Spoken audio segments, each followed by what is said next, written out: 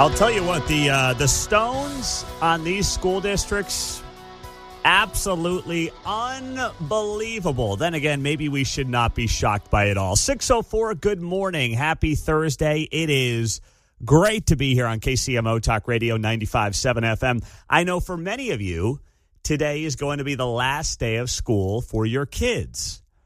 And on the eve of that last day of school for the kids, what happened in Kansas? 4 Johnson County school districts signed a memorandum of understanding establishing the Kansas Public School Funding Coalition. What is this? It's a unified and strategic effort to address the Kansas legislature's continued failure to adequately fund public education and meet its legal obligations for special education funding. So think about where we've been the last few weeks. We've heard from the school districts. They've been out there screaming at the top of their lungs saying, we don't have enough money. We don't have enough money. Give us more money. We're going to cut paraprofessionals who are making $18 an hour. At least that's what they said in Blue Valley. And then Blue Valley backed off that plan. They said, we're not going to do that. We're going to reinstate these folks at their hourly number and give them their hours, and we'll go back to the way things were. And within a few days of that being announced, what happens?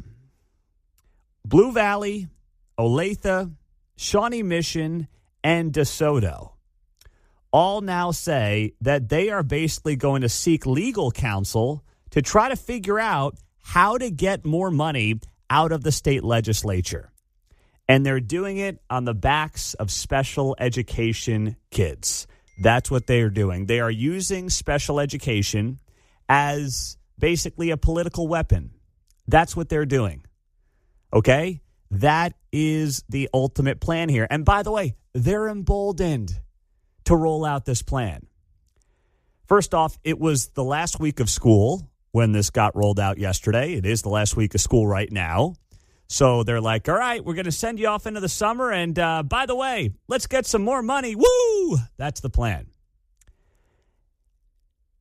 And then the other carefully crafted part of all this is that they're doing it together. They've got 4 of the biggest school districts and most prominent school districts in Johnson County to come together and try to bully the state and also try to get a lot of sympathy from the parents. And like in Olathe, they're emboldened because they just got $400 million more in your tax dollars over the next, whatever it was, couple of decades. And it passed pretty easily. They are emboldened to basically say, we're going to get what we want. Now, we talked to, and you may have missed this conversation, we talked to Christy Williams a couple of weeks ago. And this was when Blue Valley was set to cut a bunch of hours of the paraprofessionals. And Christy Williams is the vice chair of the appropriations and chair of the Select Committee on Government Oversight. She's also involved with the K-12 funding task force. So she's heavily involved with the educational budget in the state of Kansas.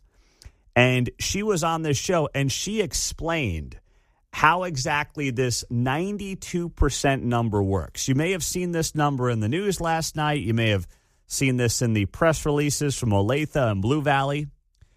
They write here yesterday, for more than 15 years, the state of Kansas has not met its own law to fully fund special education at 92% of excess costs.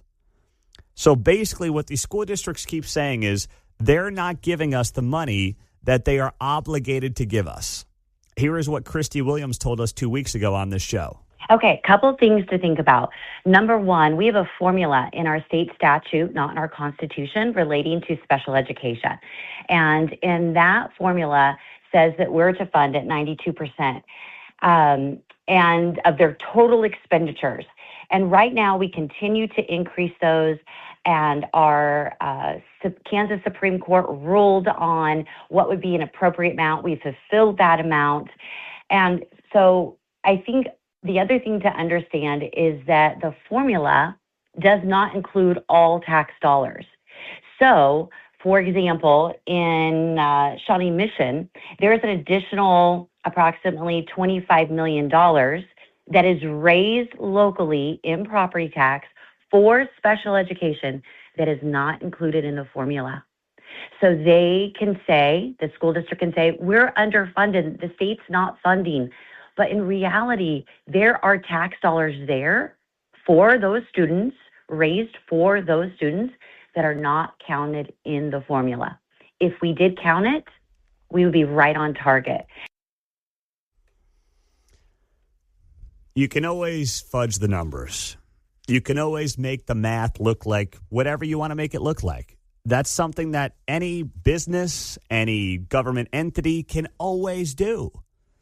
And it's very obvious that that is part of what is going on here with the school districts. And the hope and the plan is to basically get the media on their side, promote the propaganda of 92%, get the parents to say, yeah, come on, state of Kansas, give them more money without really digging in to any of the numbers. That's the name of the game here. That is the ultimate goal. That's it. And this is not about taking money out of, a teacher's budget. I mean, we need money in the classroom. That's where we need it. We need teachers making more and administrators getting cut. That's what these school districts all need. Yeah, the other thing that bothers me is this, what we spend per student figure. It'd be nice if we spent that per student, but I imagine the money doesn't quite make it to the classroom, to our point. So we have six-figure people telling us, we can't cut our budget, you're underfunding us. It's all a manipulation of categorization of calling students special needs or special education and then saying they're not being funded enough. Well, you're right. Think about this. The Olathe School District spends about $18,000 per student. And, the average classroom is anywhere from 18 to 20 kids. So just do that math, right? Just do the math. That's about $300,000 per classroom. Teachers ain't making $300,000. They're not. Now, I know that you've got fixed costs, you've got buildings, you've got buses, you've got lunches. Like, I get it. You have other costs. You got to have a principal. You got to have the janitors. I get all that. I get it. But the point is, most of that money is not in the classroom teaching the kids. It's not. And, you go back 10 years ago, and Olathe was at about 14,000, 14 and a half, 15,000 per student. Now they're at 18 to 19,000 per student. What's really going on here, too, is there are fewer students enrolling. Olathe, to use that example, is off about 1,000 kids in enrollment from about 29,500 now to about 28,000 kids enrolled. So the fewer kids enrolled, the less money they get because they get money on a per pupil basis. So instead of seeing what's happening here and being like, we've got to adjust because enrollment's going down, now they can blame, it's because people aren't having babies. It's also because people are picking different options for their child's education. Instead of acknowledging what's going on, realizing some of this you can control, some of this you can't control, what are we doing to plan for this? Instead, it's just give us more money or else. We will seek legal counsel. That's what this is. And it's beyond disturbing. I find it, frankly, politically gross, but it's also, in too many cases, par for the course. And I don't like anything about it. I don't. It saddens me that the kids get caught in the middle. The teachers, I believe, get caught in the middle. It is the political bureaucracy of public education that is going up now against state politicians. That's what this is at its very core. It's not like standing up for the kids. It's not standing up for the teachers. It's not. That money doesn't, unfortunately, filter to where it should filter. We see this all the time in all of these districts, all over the place. And they're fudging the numbers. They're using the data to make it seem like the state's hosing them on special education dollars because they know that that is a very sympathetic thing that most people who aren't paying attention are going to be like, yeah, give them the money for the special education. What's wrong with you in Topeka? They know it's a winning argument, but it's not being intellectually honest with what's actually going on here. It's not. 913-408-7957. That is the text line. It's also how you join us on the phones. We'd love to hear from you if your kids are in any of these school districts: DeSoto, Olathe, Shawnee Mission, and Blue Valley put out a letter yesterday saying that they will be seeking legal counsel to try to get what they believe is millions and millions of dollars more in the school district for special education needs. They say this is 15 years in the making, and now they will proceed to secure legal counsel to pursue litigation against the state of Kansas. 913-408-7957. I want to hear from you. I want to get your feedback as parents, as taxpayers. Coming up to kick it off on a Thursday morning on KCMO. On the text line here, 913-408-7957. Pete, thanks for leading with this topic in the Johnson County schools. You've been speaking truth on this for months now, and you've got to keep it up. I was screaming at Fox 4 yesterday when they announced the lawsuit against the Kansas legislature. Hey, don't scream at the TV. Make it count. Scream on the radio. It'll be on the podcast after the show. I mean, you yell on the air, and then it goes on the podcast, and you can share it with all your friends and family members and be like, yeah, I was the guy going nuts at 6:21 in the morning on Thursday on KCMO. Here's the audio. Here's the clip. So it's not just about the people right now hearing you.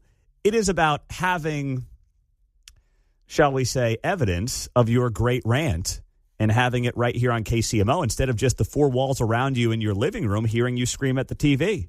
It's a lot better. It's a lot more entertaining when we all get to hear you yell. Don't save it for the walls. Save it for the audience. 913-408-7957. DeSoto, Blue Valley, Olathe, Shawnee Mission say that they are initiating a process to secure legal counsel to pursue litigation against the state of Kansas for what they claim is not meeting its legal obligation for special education funding. They claim that they have been shorted by $119 million in the 24-25 school year alone by the state for special education needs. 913-408-7957. Richard, you're first up. Good morning. Morning. Hey, I haven't had enough caffeine to go on some crazy rant for good radio, but I have two thoughts on this.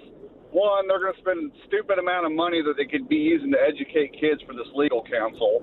And two, these school districts are so top-heavy with administration. They got an assistant principal, assistant superintendent for any category you can make up, and then they pay these people $120,000, $150,000 to be a glorified secretary, and then they wonder why they have funding problems.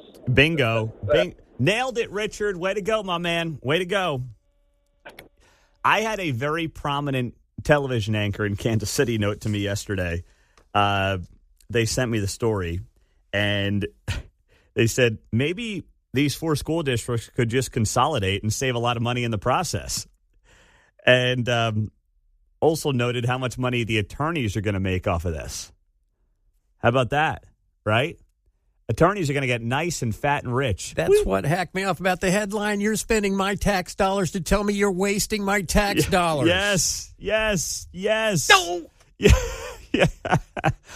John's had his Dr. Pepper this morning. That was for Richard. He had the caffeine I have. Yeah, yes, exactly. Yes, sir. Exactly. 913-408-7957. That's the text line. That's the studio line here on KCMO. Let's get you in. Victor, go ahead. You're on KCMO. Do you really want to encourage me to rant at this time of the morning? Hey, I'll take your best shot, brother. Okay, here's the thing. You've got the Show Me Institute, and you've got the Kansas policy thing. Okay, they've talked about this. You're paying $18,000 for kids that can't read and can't do math. So you know what? If the school districts were doing their job, they'd be firing these administrators. But wait, now you'd have to have the parents paying attention enough to elect the proper school boards. And that's not what's happening. And on top of everything else, I guarantee you the teachers know what's going on. Everybody knows what management does, but they can't do or say anything about it for fear of reprisal. So all this is, it's a waste of hundreds of thousands, if not millions of dollars in litigation that's not going to go anywhere because it's going to go up to the Supreme Court in the state, and they're going to fail. It's a waste of time. It's a waste of money. Why don't you just, like you said, cut from the top, let the money go to the schools, and do your freaking job. Oh, man, if only it was that simple. Thank you very much there, Victor. That was well said and well done. You're right. Everything you said there is spot on. We can support great teachers in the classroom making what I actually think should be more money for the really good ones. Here, here. And then, you know what? I mean, we've gone through it. You go to kansasopengov.org and you can look up any school district and you can see how top-heavy some of these operations are. You can see you've got dozens of people making $200,000 plus. The assistant this, the director of that. There's 17 different directors in the school district for X, Y, and Z. And then they say, well, the kids can't read, the kids can't write, and we're getting screwed on special education funding. I mean, it's a tale as old as time. And now they've got the stones to try to sue the state over it because, by the way, they think they've got their communities by the short hairs. They keep raising taxes, and no one's flinching. They get their people on the school board, no one bats an eye. They, in Olathe, just get $400 million for capital improvements. They admit that enrollment's down, and that's why they need $400 million to consolidate schools. I mean, they're admitting they're serving fewer kids, but they need $400 million. And it passed with flying colors. They believe they're bulletproof. And that's why they're like, we're just going to do it. Well, let's go full steam ahead. Now, as this was noted here on the text line at 913-408-7957, Pete, they've also redefined special education to include more and more issues so they can qualify more kids. We've got to force school districts to narrow the qualification. Special has become a buzzword that needs to be readdressed. Christy Williams was on this show 2 weeks ago. She is in charge of a lot of the funding at the state level for Kansas public schools, and she made that exact point. We're over-identifying students, and that's been a historic trend in Kansas. We're higher than the national average in identification. Once a student is identified for special education, let's say there's a learning disability, they're having trouble reading in third grade, they shouldn't be on special education throughout their entire K through 12 tenure. We should be getting them off of special education, and we just don't see that trend happening. It is a way to manipulate the numbers. We all know who the special education kids are and what the needs are. And yes, the public schools can do a very good job at this and a much better job at this than what you would get in a private setting because of the cost associated with it. I understand that that is part of the service of a public school. But as she noted there, the over-identification and the way that they keep those kids on those numbers to goose those numbers to try to ultimately get more money for the bottom line is what part of the problem is here.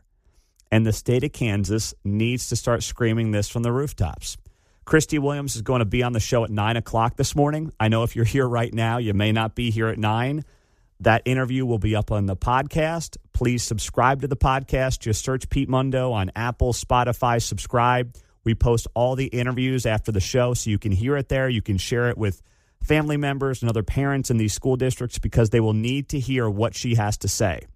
Her son's getting married this weekend, but she said she would join the show this morning because she knows how important this issue is. Getting to your calls here in just a couple of minutes, 913-408-7957. Tell you, join us on KCMO Talk Radio. The Shawnee Mission, DeSoto, Blue Valley, and Olathe school districts announced yesterday. And how about doing this like the last week of school as well? They had this thing lined up for a long time, I'm sure, that they are going to secure legal counsel to sue the state of Kansas because they claim they're not getting enough money for special education. That's the allegation. So now we'll see how much the attorneys profit off of that. I'm sure that'll be a good use of tax dollars as well. Let's go to Tammy. She's in Shawnee. What's up, Tammy? Good morning. This is very disconcerting. It really is. Whenever there is any money problems, financial problems in a school district, the first thing they do is they freeze teacher budgets, they cut paraprofessionals, and they cut the teacher aides. And they never, ever look at the fact that their pyramid is top-heavy. It's very top-heavy. And they could release some of those people at the top, and that would cut the budget tremendously if they would do that. And why don't they take a pay cut? They ask teachers to take pay cuts all the time and take their budget money from them. Why can't they take a pay cut? Why can't some of those jobs be eliminated and the people that are left divide up the rest of the work and get it done. That's what they do to teachers, so I don't understand why they can't do that as well. Yeah, I think it's a great point, Tammy, but hey, that's way too much common sense for how these places operate, sad to say. Another thing I want to add is we need to remember that these people at the top are making six-figure salaries, and the public education system was not designed so that people would be getting rich. It's called public service. You're not doing it because you want to get rich. You're doing it because you want to serve the community and you want to leave a lasting impact on the children of our future. You know, and don't forget the big pensions. Yeah. And I don't mind. I don't have a problem with a pension for the teachers because the good ones typically get underpaid in the grand scheme of things. But when you're talking about frothy pensions for six-figure administrators, that's where I have a problem. I don't have a problem with the teacher getting a pension because part of the whole idea of how the plan was built was, okay, fine, you won't make as much on the free market as you would on the free market, but you love what you do. You're helping our next generation. That's a noble cause. And in turn, here's a pension. Okay? I'm like okay with that. But when you're talking about pensions for the deputy superintendent making $225,000 in Olathe, or the assistant superintendent, the executive director of this, the assistant executive director of that, it's like that's where you say that is not how the system was intended to be functioning. Jeff and Shawnee, go ahead. You're on KCMO. Yeah, I've called a couple times. I got three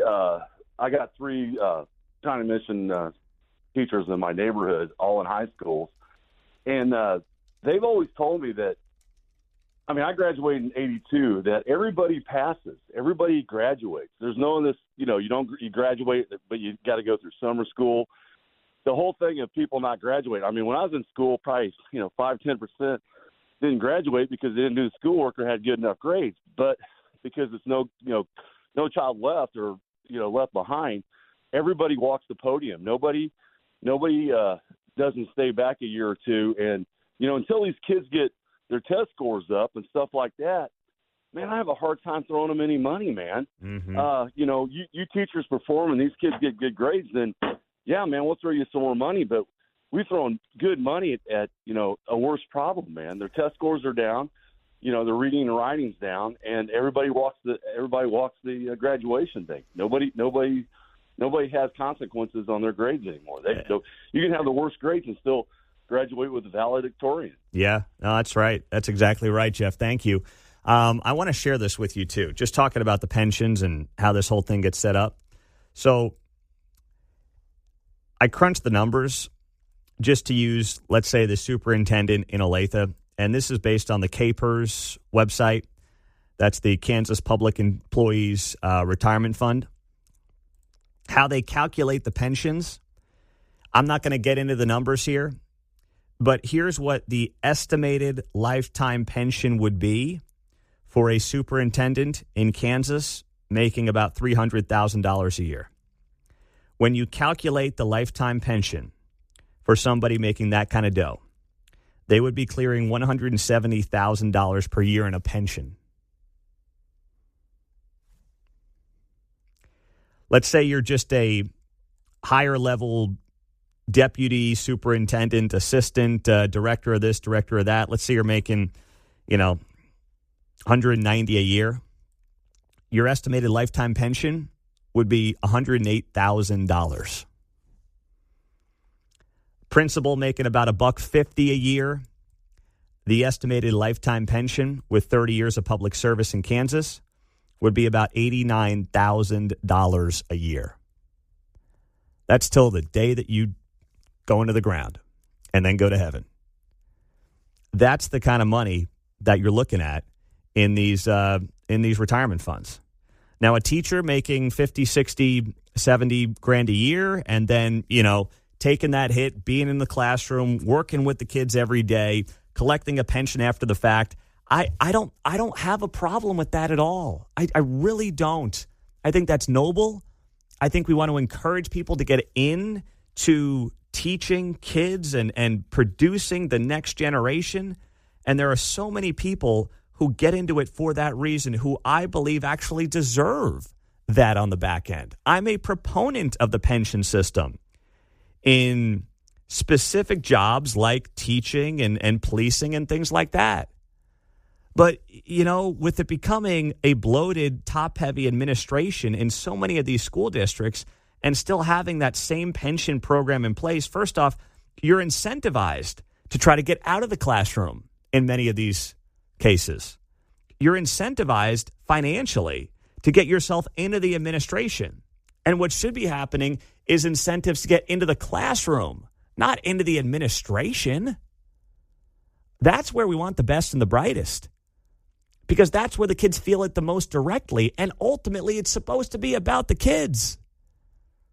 That's what all of this is supposed to be about. So Mike Kehoe got absolutely roasted yesterday on X. And it's because he shared the news, and it was, pictures and the whole deal, of a $15 billion investment in Missouri from Google. He writes here, this project is more than infrastructure in Montgomery County. It's also about connectivity, connecting communities to opportunity, writes Governor Kehoe, workers to good-paying jobs, and Missouri to the future economy. And I'm telling you, 90%, if not 95%, of the comments back to Mike Kehoe, the governor of Missouri, are negative. I mean, it's crazy. You look at some of what people are saying to him here. I mean, one person says, take your data center and shove it up your you-know-what, Kehoe. You're a traitor to the state. That's some Jake Jackson on X. Jake is not having it with the governor today. You got this. St. Louis Patriot writes, we don't want your damned data centers. You and the commies and STL are going to regret this. You can and will be voted out if you don't start listening. So these are, by the way, from people on the right side of the aisle. Someone else writes to him, data centers and sales of farmland to China? America first, ? Missouri last is more like it. Wow. Someone else writes, how many Missourians' jobs is this intended to take? Now, listen, I'm not, here's the thing. I don't mind the idea of data centers being built. What I don't like is a state or a county or a city bending over backwards, giving tax breaks and subsidies left and right for data centers because they don't create jobs. They take up land, they take up space, they use a lot of water, although those numbers apparently are coming down. They use a lot of energy, but they don't create any jobs on the site. Now, you can argue, and we can have the conversation as to what AI is going to do to the economy around the world, and whether or not there will be good, bad, or ugly. There'll probably be some of each. But the data center itself does not create any jobs. So that's my beef.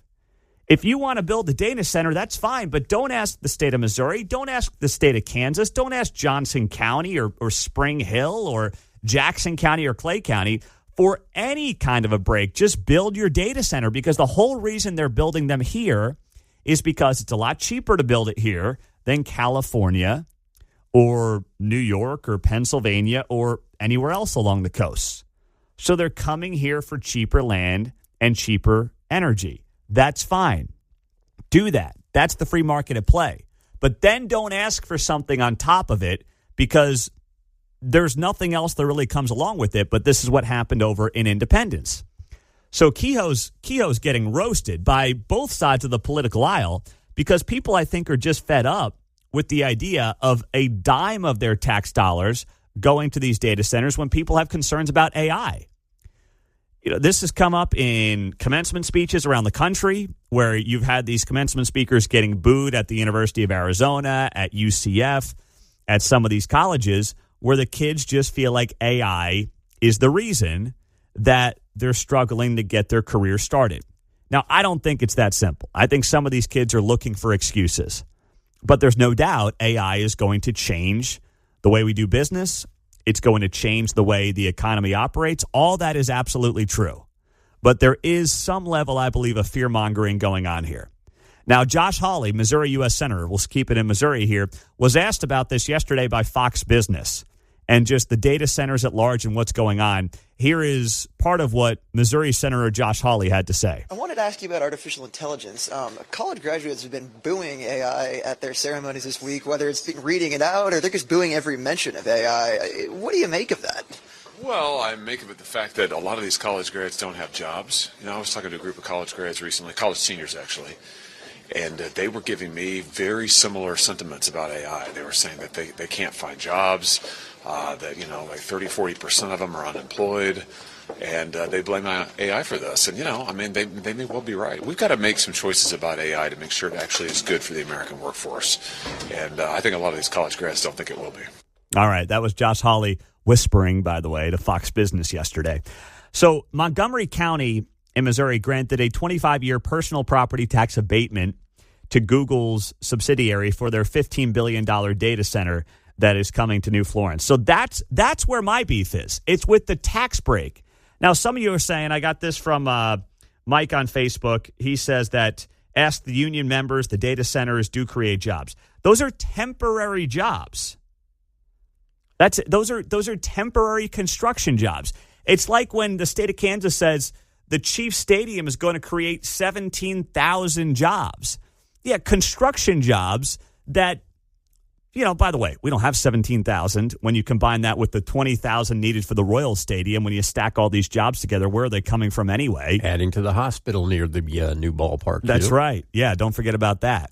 So those are temporary construction jobs. Those are not long-term, stable gigs that are created because of the data center.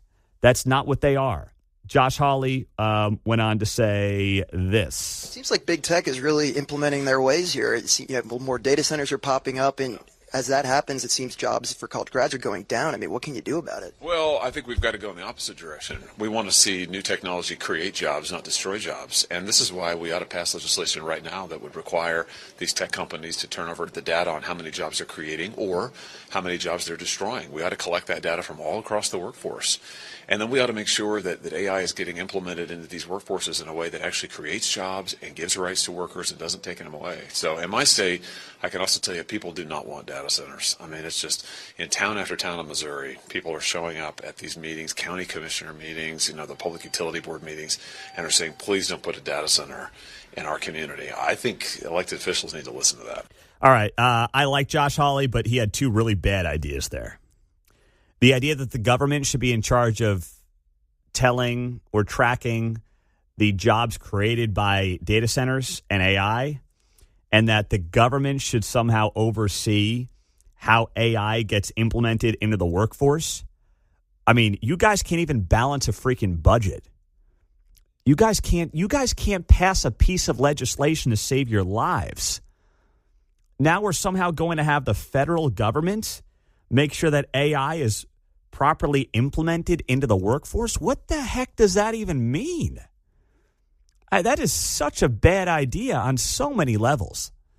Now, I think Josh Hawley brings up some fair concerns that people have, but this notion that the government's going to protect us from any of this. No, there will be jobs that are lost. There will be jobs that are created.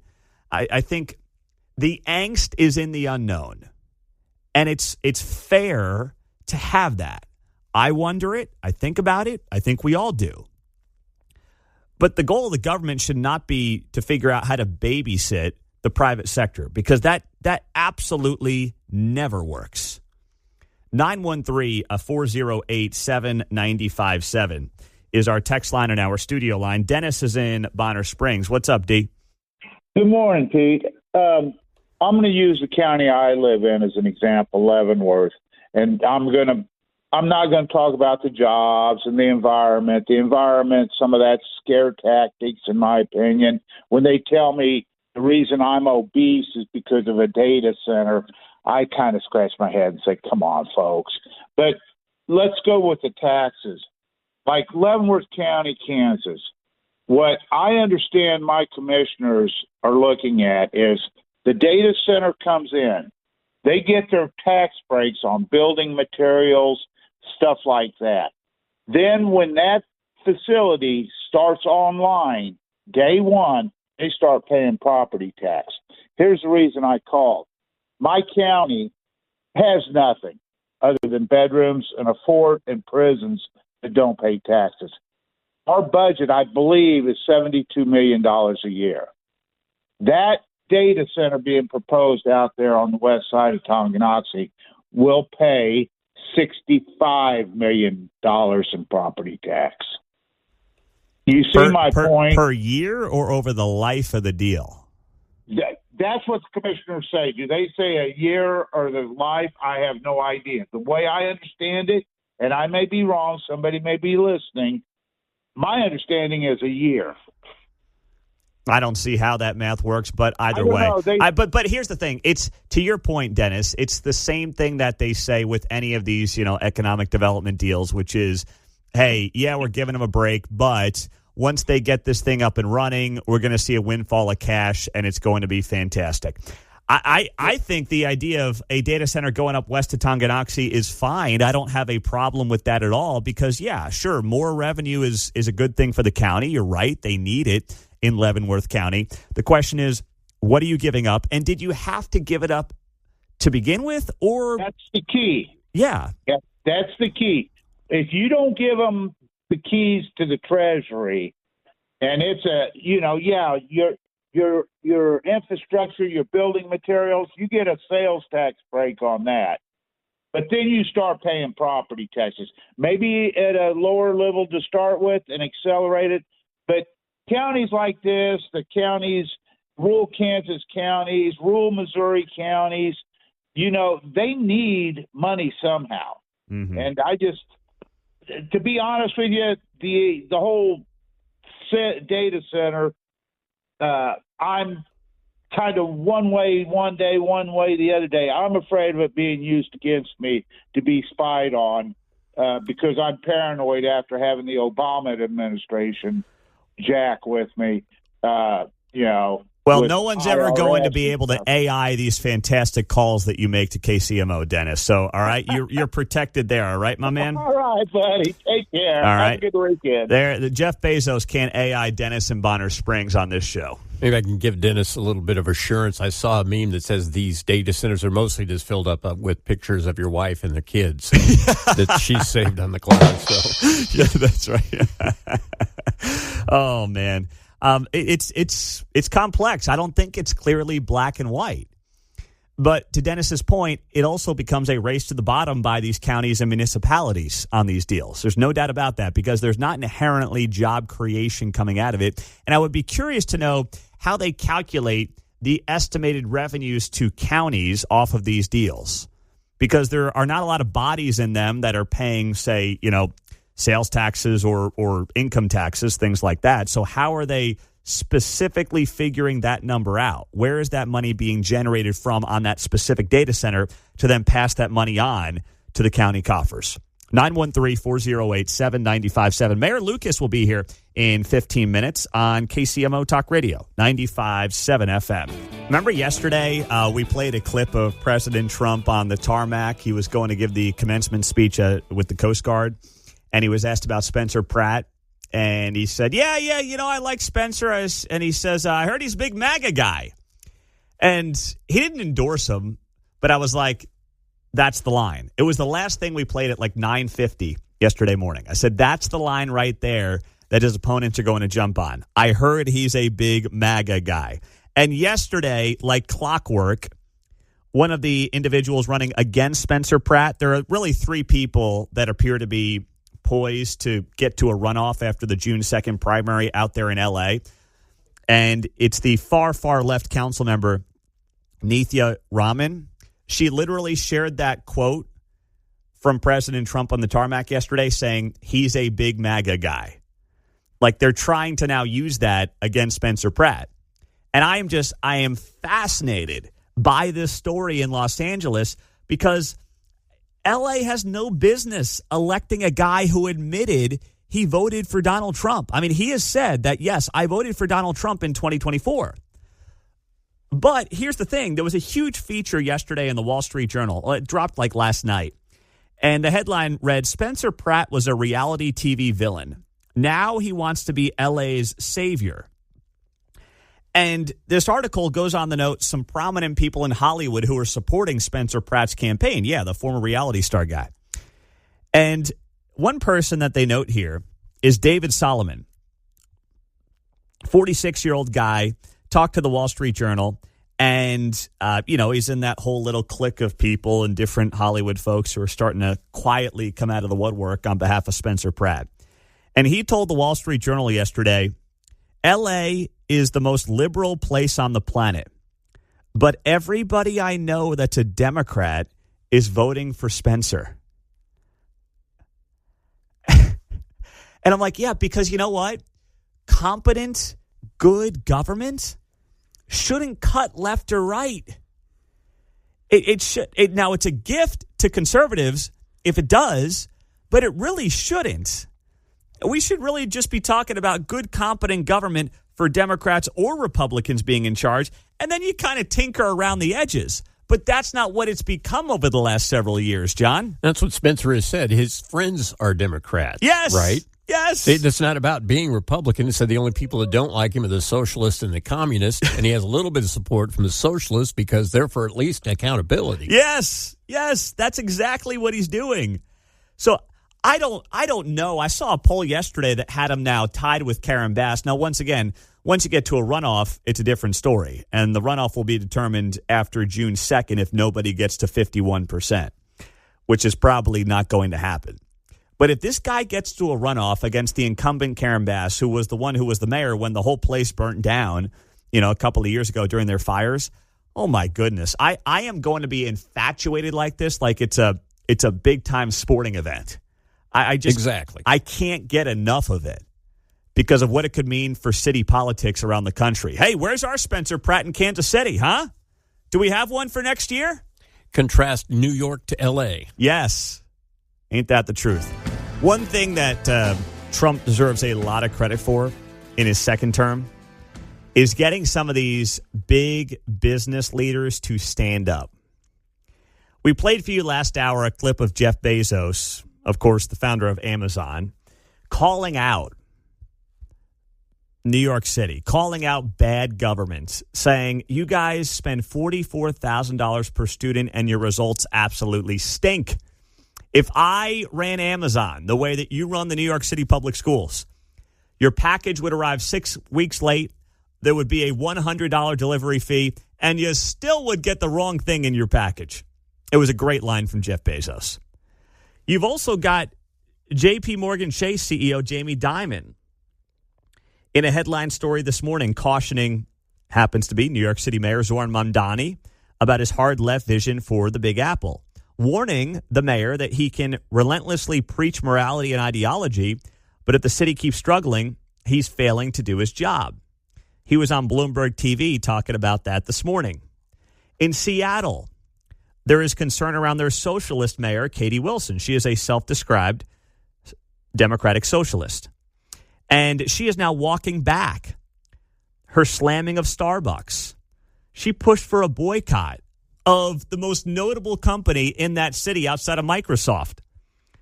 She's 43. She issued a terse mea culpa to the New York Times this week as questions swirled about whether or not Seattle can attract and retain businesses, including Starbucks, which recently chose to expand its footprint in Tennessee. They left. Or at least they're expanding in another state, a much more tax-friendly state, a red state. Go figure. Back in 2020, all of these executives were bending the knee to far-left ideology, the woke DEI movement of the day, and now they're finding their voice. They're growing their backbone. And if you can't directly tie that to Donald Trump, and by the way, if you voted for Donald Trump, if you put Donald Trump in the White House here in Kansas City, or you're streaming on the app anywhere else in the country, you did it. We did it. Because suddenly these executives saw the writing on the wall. They saw the makeup of America. And they said, boy, we were sold a bill of goods by our HR people, by our marketing agencies, by our DEI coordinators. That ain't where America is. And credit to them for realizing that, by the way. Now, listen, I wish they didn't fall for this nonsense, hook, line, and sinker a few years ago. But at least many of them are starting to push back against the crazy. They're waking up to it. They're saying this is not the way. Democratic socialism is not the way forward for a successful capitalistic society that's been the greatest experiment in the history of mankind. It's not. It can't be. It won't be. And they're not just saying it out loud. They're also voting with their dollar. They're moving their businesses to more tax-friendly states. Goldman Sachs, not hiring new in New York, hiring new in Texas. I've got friends who work down there. They moved from the New York office to the Texas office, and they say everyone's going to Texas. That's what's happening. So this is all about what President Trump has done socially and culturally in this country, where these CEOs are no longer afraid of their own shadows. And I believe that's going to be a big win, short-term and long-term, for the American people.